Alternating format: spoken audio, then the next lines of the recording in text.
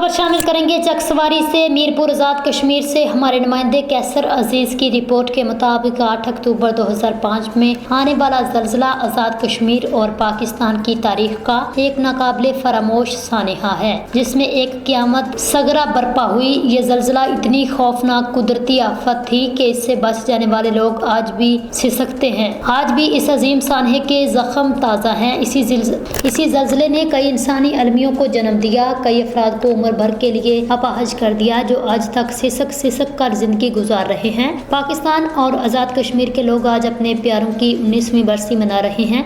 उनके जहनों में आज भी ये खौफनाक मंजर ताज़ा है। इस जल्जले ने लम्हों में बस्तियां ज़मीन बोस कर दी थी।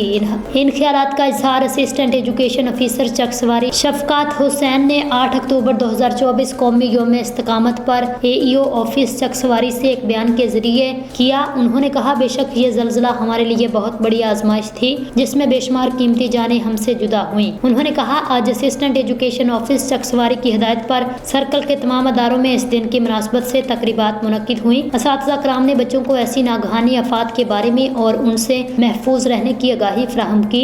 नेज़ ये भी बताया कैसे अमदाद बाहमी के तरीकों से इंसानियत ने इस दर्द को महसूस किया और अपनी तकलीफ व मुश्किलात में मुब्तला भाइयों बहनों की मदद की। उन्होंने कहा, जल्जला 2005 हमें जिंदगी की नज़ाकत, इंसानियत की कदर और अल्लाह ताला की कुदरत का एहसास दिलाता है। हमें ये एहसास दिलाता है अल्लाह ताला की कुदरत बहुत बड़ी है, वो एक लम्हे में सब कुछ कर सकती है, हमें उसके सामने झुकना चाहिए। उन्होंने कहा, आज उस सानहे को गुजरे 19 बरस हो चुके हैं। हमने आखिरकार इस सानहे से क्या सीखा है? कितने लोगों ने खौफे खुदा और तकवा का रास्ता अख्तियार किया? कितनों ने दूसरों को सहारा देने को अपनी ज़िंदगी का नस्बुल आइन बनाया?